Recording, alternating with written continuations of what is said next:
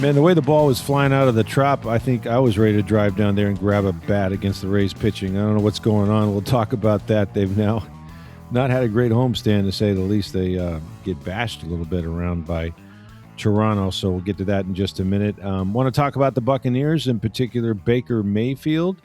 Had a chance to sit down with him in New Jersey over the weekend when we were up there, and the Bucs were getting ready to play the Jets. He also spoke today at One Buck Place in preparation for what will be his only appearance, I believe, in the preseason. The starters expected to play not very long. I mean, you know how this goes, Steve. Like, you want guys to get in there and get the operation, get the the call from Zach Robinson, get guys lined up, execute some plays. Just the operational part of it, because you don't want that to be your first bite of the apple when you go to Cincinnati week one and it counts, right? And everything counts. So, particularly with the new offensive coordinator. Yeah. If your offensive coordinator was back and most of your offense was back, you could go, okay, maybe they don't need anything. But right. They haven't done it with Zach on a headset in the huddle against competition that's not your own team. That's right. That's right. And everything looks different then. And so they'll do that. And this is the first time I've heard sort of Bulls put a kind of a play limit on it. He goes, well, and it really, folks, it all depends on how they do. Like, if they go out there and it's 3 and out, they're probably going to have another series, Yep. Maybe 2 if they go 3 and out again. He wants between, I guess, 6 and 12 plays, certainly no more than 15. And that could be a nice long drive. That could be, 3 and out, and then a nice long drive could end in a field goal, could end in a punt. It doesn't really matter, but just long enough to let them, feel it, hear it, see it, make checks, all that, and hopefully move the football. Hopefully execute and do some things like that. But man, anymore, it's just not, just not worth exposing guys to injury, and that's just the world we live in these days with the NFL. But Baker will play. The starters will play. I'm not sure if Tristan Wirfs is going to be out there. He's done some things this week individually. He's been in pads, but not really hitting anybody and kind of going off on the side. I think he's got to get more in physical condition before they put him out there, which means that he may not play at all this preseason when you think about it, because if he doesn't play in this game, I think anybody that doesn't play in this game is likely not going to play in the last one. We'll see if that changes or not, but unless Tristan comes to the coaches and says, "Hey, I want to get a series or two. I want some live snaps." Otherwise, there's no need to play him. He's a veteran. He knows what he's doing. Well, remember last year he missed the first 3 games. Yeah, and got ready in practice and went out and played the rest of the season. So he's used to doing stuff like this if you have to. But it'll be it'll be interesting from the standpoint that you'll get to see Kenneth Gainwell. You get to see Bucky Irving. Those are guys, especially Bucky, that probably needs to get hit, knock the rust off a little bit, coming off the ankle and the shoulder injury and things like that. We won't see Emeka Egbuka, obviously. Jalen McMillan came back to practice, so there's a chance that he would play. So they could have the rest of their receivers, and and then defensively, I think for the most part they're fairly healthy on that side of the ball. Speaking of which, and I want to get into Baker Mayfield in a minute in my conversation with him in New Jersey, but so practice ends, and you know how it is. We wait around in the scrum for a while. First Todd Bowles meanders over, and it takes him a minute, but he gets over there, and we talk to Coach Bowles, and then very quickly after today, they had Baker Mayfield spoke for a good while. We only talked to him one other time in training camp, but since he's going to play, he was available. Then we got 1 or 2 other players. Well, during this time, of course, it's been blazing hot the last 2 practices out there. Just very little cloud cover, almost no wind. And so this is after, a good hour and 45 minutes of workout, red zone work, all kinds of stuff, that practice has ended now. And we're at least a half hour to 45 minutes after practice, and one Rueben Bain Jr. You can go on my Twitter feed or X at NFL Stroud. You can see the videotape of this. So he's out there, full helmet, pads, everything. That's a good hour, almost. And he is in his 3-point stance, and running and, getting low and beating the crap out of a tackling sled, like just, and kind of circling it as if he was trying to get around the edge for a sack and that kind of stuff. And you have to see the video. Like he did it over and over and over again, just by himself. Not a soul out there from the Tampa Bay Buccaneers, just the rookie. And I don't think that's out of character for him. Like apparently the people I've talked to in that building, including players, say, great guy, love the guy, only cares about football, only cares about getting better. Like when he says he has no hobbies, he has no hobbies. And I'll tell you, I think they've got themselves somebody. If nothing else, it won't be for a lack of effort. Like this dude is going to squeeze everything he has out of that body, which is, a considerable amount considering what he did at Miami. But also he's not linear. He's not tall and long. But, man, it's impressive to watch him work. And he does this. Stevie's done this since the first day of minicamp when they weren't in pads, when they're just running around circles and stuff. Well, that's the great ones all have that drive, right? It's right. What you put in, what you put in practice, but then what do you put in before, after? What are you doing to get better today? That's what the great ones do. And it's and they do the boring stuff over and over. Yeah.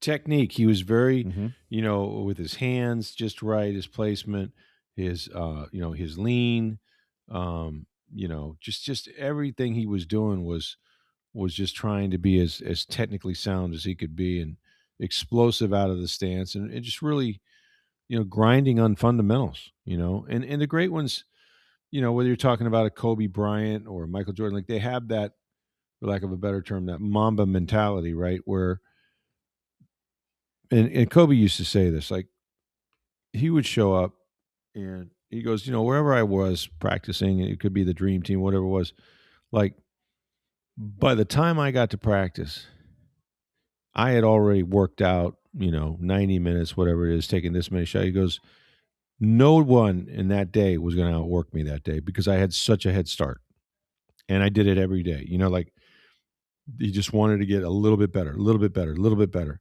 And he worked on his weaknesses. He didn't work on the things that he could already do well. So that's sort of what Bain reminds you of. He's this old soul type that just loves football. But, and it was, then I got to thinking about this. It's like, wait a minute. So the entire team went in and nobody wanted to stand out there with Rueben Bain and hit the sled? Like just out of like, well, that he's kind of great and it looks like this is why. Maybe I'll get, but I'm telling you, man, it was so hot. What I thought was great was he was dragging the sleds around. Like it wasn't he had a trainer out there. No. Equipment guy, he had a little help at one point, but he was doing it himself. It wasn't he like set him up himself. Someone come work with me. Like, no, I'm just going to go do it. He hit him, he moved him, and then moved him back in position so he could hit him again. Like, it was really something to see. And I know he didn't do it just for show. I just think that this is the kind of worker he was. Those guys in Miami are different, man. And then you remember that, their coach on that D-line was Jason Taylor, who's a Hall of Famer. So, like he knew how to work, right? Oh, yeah. And so, they got that from the best, but man, it was impressive. Did have a chance to talk to Baker Mayfield and want to get into that conversation here in just a minute. Right, let's remind you before we get going that to get on down to Breitling Boutique International Plaza Mall, that's our sponsors, and we're grateful for it. The Breitling Company's been making Swiss watches now for 140 years plus. They've been in International Plaza for over 6 years. Where are you going to find them? Center of the mall, second floor. That's where the Breitling Boutique is. Great store, great customer service. Go in there, let them pour you a drink. Let them tell you about their watches for the men, the Navitimers, the Chronomats. They also have ladies' watches, sports watches for her. She can choose from just an array of different colored wristbands. They're durable, they're beautiful, and they have elegant watches as well for your wife or your girlfriend. And while supplies last, folks, 32 different NFL team watches. That's right, 32 NFL team watches. These are Chronomat watches for men. They have the team colors in the face of the watch, the logo inside, And they also have 3 different variations of that watch, including a sports watch. You got to go there. You have to visit them. It is Breitling Boutique. It's International Plaza Mall. And when you go, let them know you heard about it on Sports Day Tampa Bay.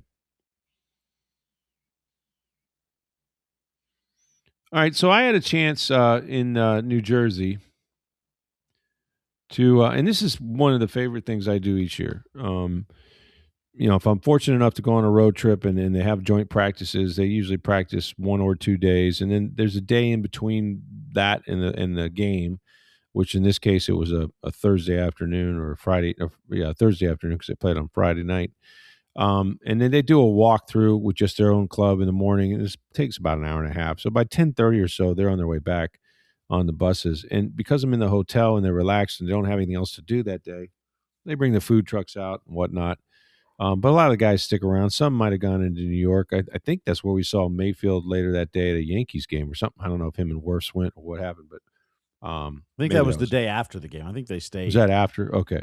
Yeah. Yeah, but regardless, they had some time off, but then they have meetings at night and stuff. But I'm able to talk to some players because we do a separate special section before the start of the regular season, so I can get a bunch of guys in the hotel, including Todd Bowles. And I sat down with Baker Mayfield, and most of the stuff that we talked about, I'll be writing about, and you'll get to read before the first week of the season.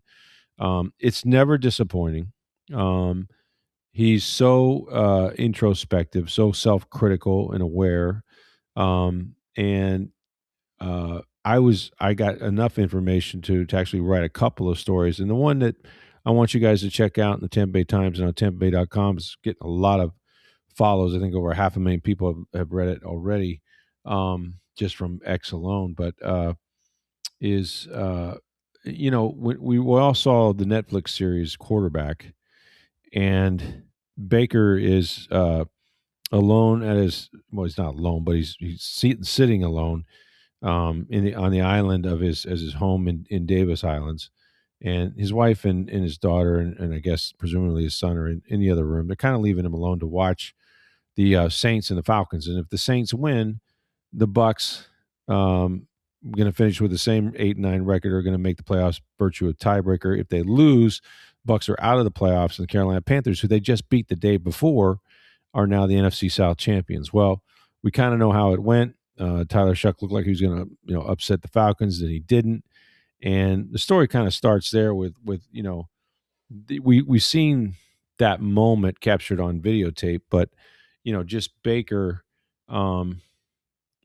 just the realization that he had nothing left to do except sit there and sort of replay the season in his mind and realize that he, just needed one more win.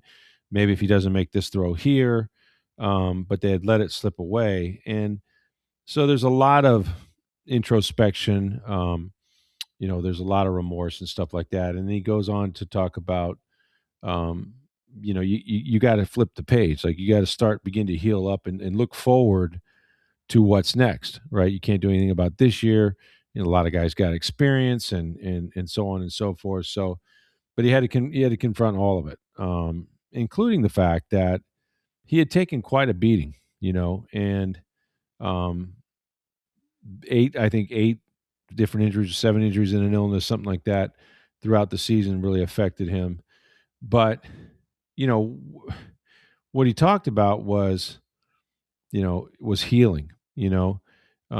Healing this idea that the season had gone so terribly wrong after a 6-2 start, 5-1, 6-2 start.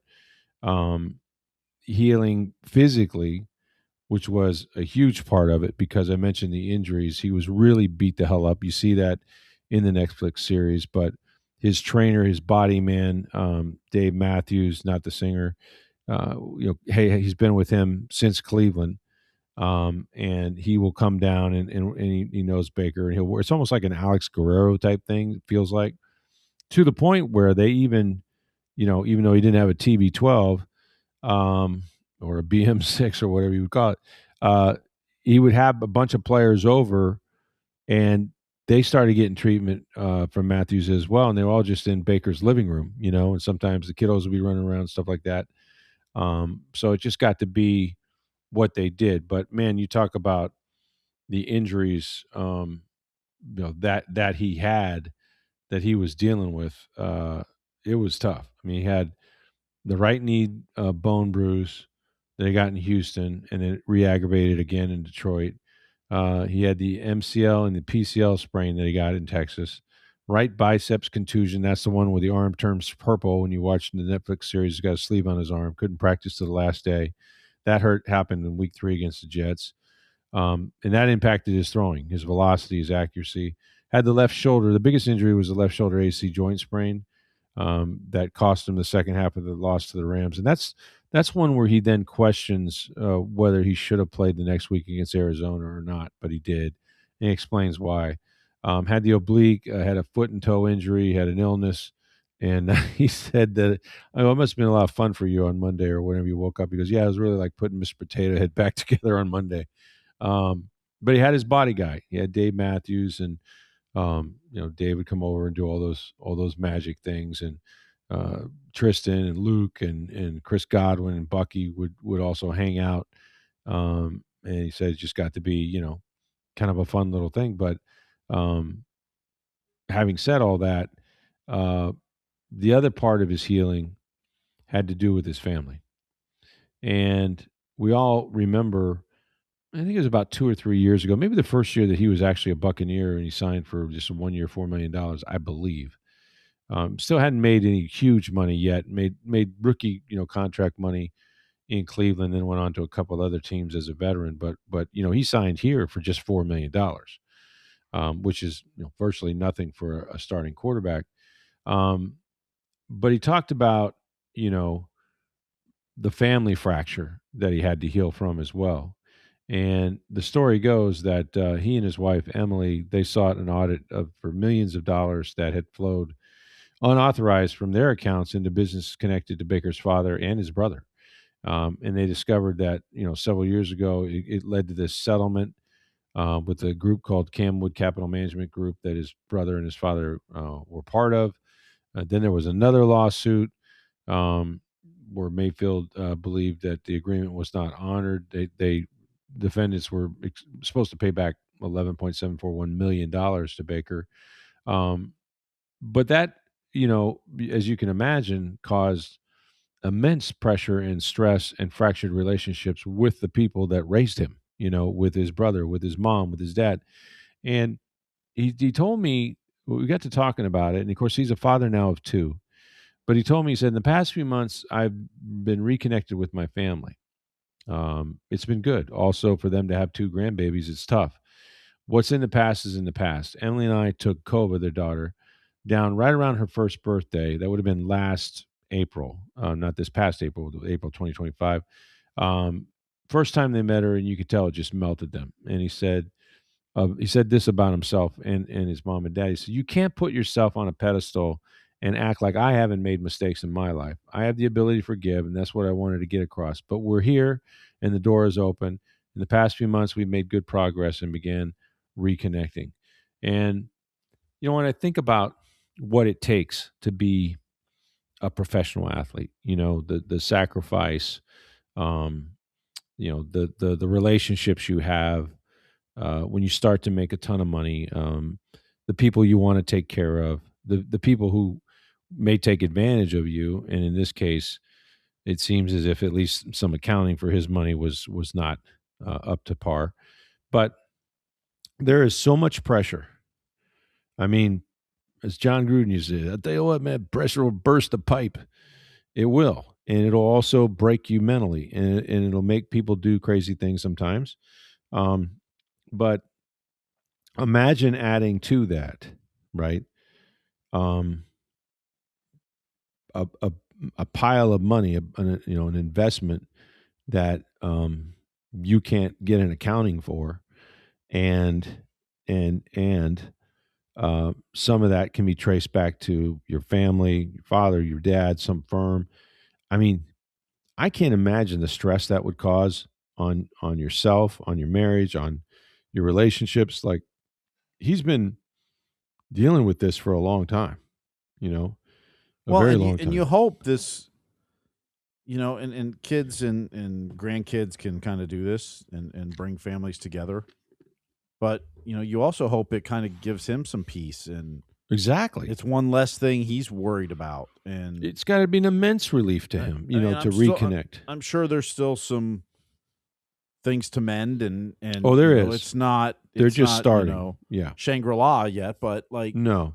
But that's got to be kind of a weight off his shoulders, and we remember back to Tom Brady's last season here. That's a great example. And all of a sudden his wife files for divorce as training camp starts. He had his wife filing for divorce. He had the crypto. Remember the crypto thing, which was really problematic for him. And so then we, and he doesn't have his best season, and part of it's because he's 45. But the other part, he lost Ryan Jensen a couple of days in the camp. But I think a lot of it was the mental part of everything. Oh, clearly. We know how much he's so focused on football, but now your home life is torn apart, and when are you seeing your kids in this? You have children, with that, and then your investment, and there's some issues there, and how distracted was Tom Brady that last season, and he didn't have his best season. Especially a guy as driven as he was and as meticulous he was about preparation, right? It's all about film study. He would take that stuff home. Early when he got here in Tampa Bay, he would have guys over, to study with him. And they made it kind of I think it was like a weekly thing when he was staying in St. Petersburg over there off of Davis Island. So, Tom had TB12, and he had guys going to TB12 doing treatments the way Baker has him coming to his home and getting it from Dave Matthews a little bit. So, he was really focused. And then you're right. Look what how that must have impacted a guy who is so driven and so myopic during the football season, and he had all these other things going on. It's no wonder he got off to kind of a bad start. Not kind of a bad start. I mean, they were like 3-4, I think. I remember they lost to the Ravens, and it was their second loss in 4 days because it was a Thursday night game. And Tom was in the locker room, and normally, but it's a 10-minute cooling off period. By the time we get in there, he'd either be completely dressed, showered, or or not available or not around. And he has to do the podium thing every year, but after he did that, he sat fully dressed in his Bucs locker room, in his Bucs uniform, in his locker, head between his legs. And I tell you, the man didn't move for 10 minutes. Had the backup quarterback talk to him, Blaine Gabbert, but couldn't get his head up. And you could just tell it was just all had kind of come crashing down on him. And the things that Baker's been carrying, the weight he's been carrying with this, has to be immense. And so if he's reconnecting, and he made it clear there's still a ton of work to do there, with everybody involved. It's got to be a tremendous weight. And just the fact that his kids will grow up knowing his mom, knowing their grandfather, knowing their uncles and stuff, means a lot to him too, now that he has children. But I think his headspace is going to be the best it's been since he's been here. He seems very at peace with the way things are. And there's that. I think he'll be fine with that, but it's not like it's perfect at this point. It's not perfect, but you know what he told me about that? So we got to talking and about his self-imposed deadline. And he said, look, he goes, I would have been fine if, we were negotiating during training camp, during the season, whatever. He goes, that really was never about me. The deadline was never about me.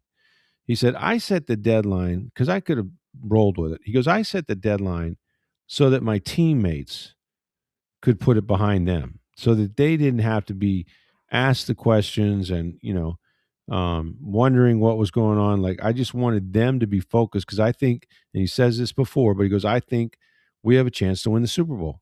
And I was not going to be the reason why, or an excuse for somebody else, not to be dialed in fully. So I just decided to stand up there, address them, tell them that I wasn't, interested in negotiating during the season, that I was all in, that I wanted them to be all in, and let's move forward.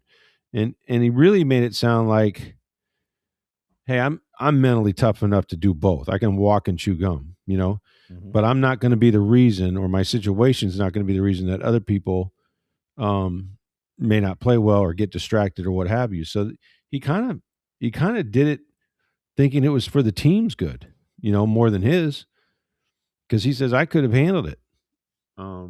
Whether that's true or not, I don't know. I'm sure it still bothered him to some degree, but he is making $40 million, and whatever happens, if they keep him, he's going to make over 50 next year. Yeah. But I think he's bothered that they didn't offer him a longer term contract, but sure he is. But he's probably hurt by it. But that quote's also good news for Bucs fans that a deal can still be reached.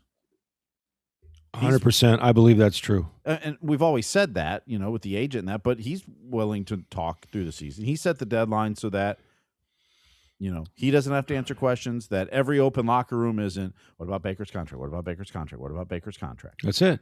That's why he did it. Mm-hmm. For himself and for the people in that locker room that, they don't have to speculate about what's going to happen to their quarterback. Baker's always said, look, if they come up with the right deal and they call my agent, he'll call me. You know what I mean? Like if it's, he's fully aware of what I want. And I go back to where I think it got sideways in this negotiation was I think the Bucs were willing to pay him $50 million or thereabouts. But he wanted 4 years, probably all guaranteed.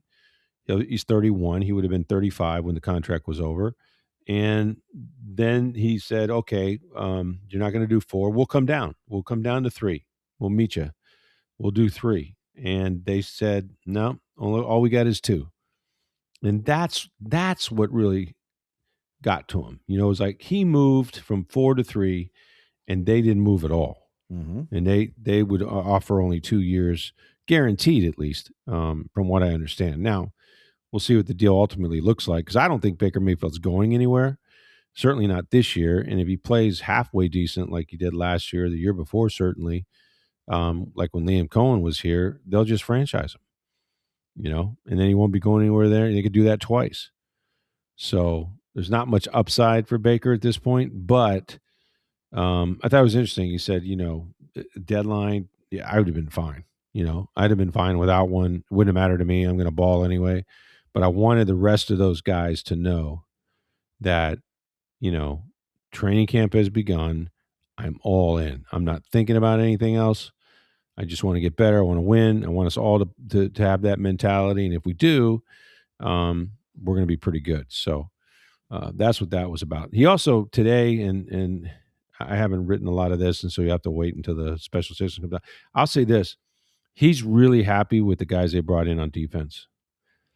I mean, it's funny because he's like, yeah, they all got a bunch of attitude. I go, you mean like the quarterback? They do. They all are sort of these alpha dogs, if you will. He was talking about it today. He loves Trotter, Josiah Trotter, who's just old school as hell, but a real, aggressive player. And just the chirping that goes on between them in scrimmages, and the physicality, like he thinks they have something. He thinks that that's exactly what this team needed. And I said, yeah, they needed more guys like you, basically, that were kind of easily triggered, and so that's what they got. So he's very happy with the group that he has. We get into more of his conversations, as we get either further into the preseason or whatnot. But check it out, TampaBay.com, Tampa Bay Times. He's never. I tell you, the more when I do these conversations with him, I'm amazed at just like how intentional he is, right? Like everything he really, really thinks about, And so if you see Baker Mayfield do anything, understand is very little of it is spontaneities. I mean, it's usually like, I've thought about it. I'm going to do this, and I'm going to do this now. And so from that standpoint, it's kind of interesting. That's what you want your leader to be. And now it's all football. Now it's all about winning. He loves his team. He did come out after practice yesterday and say that, yeah, I've seen all the predictions, and most of them have us with a losing record. And, I'm not going to forget it. So still building that shoulder chip as if he needs more, but that's what he's been doing. I just want to know what he was doing after practice today. Why wasn't he out there with Ruben? Good point. Yeah. He could have been like holding the ball for a snap count or something. I don't know. Rueben Bain. I think the over-under on him for sacks this year is 5. Like, if you wanted to make a bet with Las Vegas, either 5, 5.5. And he is the odds-on favorite to win Defensive Rookie of the Year. I'd take the over on the 5.5. I think this guy could get you 8 or 10 right now. Longer season, 18 games, like longer games for that. Well, it's only 17. We're not or at 17. 18 I'm yet. sorry, that's not 18. That's right, 17 games. Not yet. It's coming. It's going to be. In fact, Roger Goodell. Did you see this? Roger Goodell predicted that there will be international teams in the National Football He didn't League. predict. He said no doubt in my mind there'll be international teams. And he has something to do with that, Well, yeah, doesn't he? I mean, they're going to be. It's just a It's matter going of to be. when they're willing to pull the trigger and how many of them they're going to be. Oh, I think they'll start with 2. I still think they start with 4. 4, okay. All right. I think you start 4. Now, is that a division then, the international division? Basically start 4 in Europe, and so when you go over there, you play 2 or 3 at a time. And then you got 8 games. You got 4 against each division, but there's only 2 home, 2 away, so you'd have 4 more games in the States. Which means, they play each other twice, so then they don't travel as much. Right. And then when they come over, they'll come over for 2 or 3 weeks at a time. I don't know when that happens, but that's my prediction. Sooner than later. And I also would predict, on top of your prediction, that we will have a Super Bowl that will be held in another country other than the United States. That one's going to be harder just because of time zone. Over there it will be, but if they want to hold one in London, which is the kind of the obvious one, it's right? 5 or 6 hours ahead of us. So 4 or 5, whatever it is at that point. So the 6 o'clock Super Bowl's out. Unless you started over there at 2 p.m. Well, 6 p.m. Super Bowl here is like that's 11, right, ahead of 11, that's right, 11 p.m. there. So you'd have to start at crack of dawn. You'd have to start at 3 o'clock here for an 8 o'clock start over there, something like that. Yeah, something. So if like they're that. willing to do that, and there's no reason, the U.S. networks don't want that. The later it is, the more pregame they get to sell. Yeah, and 2, ratings on Sunday nights are better than Sunday afternoons. But it is a Super Bowl, and it's become big enough now where people are going to watch it no matter where you play it. Yeah, if I don't know about if the NFL time. NFL gets enough money from Europe to do it that way, they could take a little less from the U.S. ones to appease them, Sure, and still make more and get the international Super Bowl. So it's all negotiation. I think we're going to have one, and Roger Goodell, like you said, mentioned that he thinks they're going to have international teams as well. But nothing will happen until after the next CBA, which I think is 2030. Sounds right. Yeah, sounds right. I think it'll be interesting how that CBA negotiation goes, because I think the owners are going to ask for a lot. You think the owners are going to ask for a lot? Well, they're going to ask for international. They're going to ask for at least 18 games, if not 20. They'll ask for 18 or 20. They'll probably do away with preseason. There's going to be at least every team will play at least one international game for sure. Yeah. There'll be 2 bye weeks. If you have a whole league over, a whole division over there, you're playing multiple. Yeah, but there'll be a couple bye weeks during the year. It'll be an interesting. I don't think it'll be quite as contentious like Major League Baseball. I don't see how they start on time next year. No, I don't think it's like that. But I also think there are things the owners are holding back. Of course, waiting to negotiate. Oh yeah, and the biggest one is grass. I think in fact, the owners are not even considering putting grass in where those field turfs are, because it's going to be, you want grass? Okay, we need 18 games. It's a bargaining chip. We need 19 games. We need this. We need this. We'll put grass in. Yeah. But they're not doing it now when they could have, because a lot of these stadiums in the World Cup had grass in them. They could have left it. Well, the one that the Bucs just played on, it's funny you mentioned that. So we were at MetLife Stadium for the first preseason game, and that was, the site of many a World Cup game. And it was beautiful. They had lush, thick, and that's an outdoor stadium, okay, where rain and sun and everything help you grow that stuff. Well, they ripped it all up. They put the carpet down, and I had guys telling me that it was the worst artificial surface they've ever played on, ever. I think Jamal Adams, the season-ending injury. Yeah, played the Giants the night before. And if I'm an NFL player, I am suing the crap out of them. If I can't, I don't know if I win or not, but I don't know the them. CBA if you could for that. I don't think you could. You can't, because it all disputes are settled through arbitration. But I try to find a way. I swear to God, because Well, it's going to be a negotiating ploy in the next. Yeah. So the owners are more than happy to put grass in. You think so?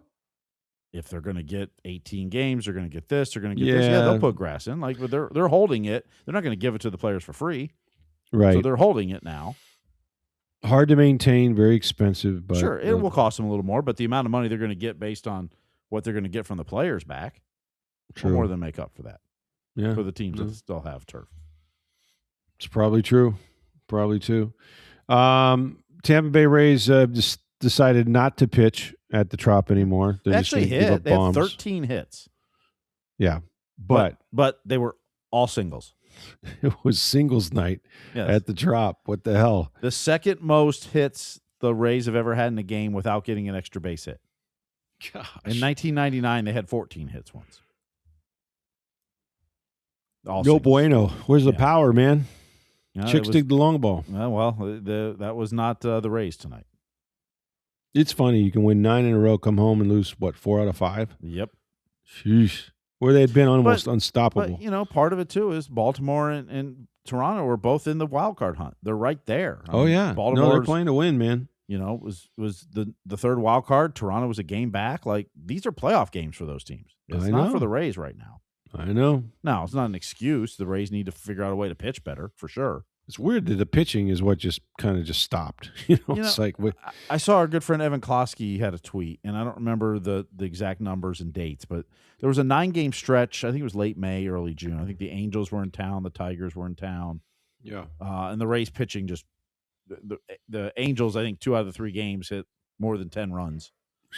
Just beat them up, and the Tigers did too. And the Rays pitching staff for about a 9-game stretch gave up like 50 runs in the 9 games or something. Kind of where they're at now. They're kind of around. I mean, it's kind of the same stretch they're in now. I mean, they're just in a rough stretch right now. You got to fight through the dog days when you get up to have that many games and that many innings, I think. Yep.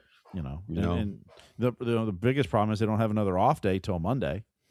Wow. So, you're trying to figure out how to keep the arms fresh. Now, Jesse Schultens went 4 innings tonight to save the bullpen. Okay. Once you were down 8-3, you put Schultens in. He gave up 2, but you didn't have to go to all your other pitchers. Game, yeah. So, kudos to him. Only gave up 2 runs the rest of the way, but 8 the inning so that you didn't have to use 4 or 5 or 6 arms. The Blue Jays were hanging crooked numbers every inning. I thought you were going to be there for about 5 hours today. I know. I swear, I turned on the TV and the game was at least 2 hours old, and they were in the top of the 5th, and I went, "Oh my God!" I mean, but Toronto was hanging crooked numbers every inning. Yeah, they hit 5 times. They hit hung 2, so they're 10 runs. Man, so yeah, not good. We're not good. No. We'll see if they can turn that around. Drew Rasmussen on the mound tonight against Max Scherzer. Jesus, he's still pitching. He is, yeah. Good Lord, not that great, but he's still pitching. He will not give it up. Yep. God bless him. I think this is his final year, though. I think he said so. Amen. Or is that Verlander said that? Verlander said I don't know. Don't know about these guys. Yeah. Really don't. Anyway, thanks for listening as always. Get on down to Breitling Boutique. They're our sponsors. They're at International Plaza Mall. Check out the NFL team watches for men while supplies last. Also have watches for your wife or girlfriend. It is Breitling Boutique, and it's at International Plaza. When you go, would you please let them know you heard about it here on Sports Day Tampa Bay. For Steve Versnick, I'm Rick Stroud of Tampa Bay Times. Have a great day, everybody.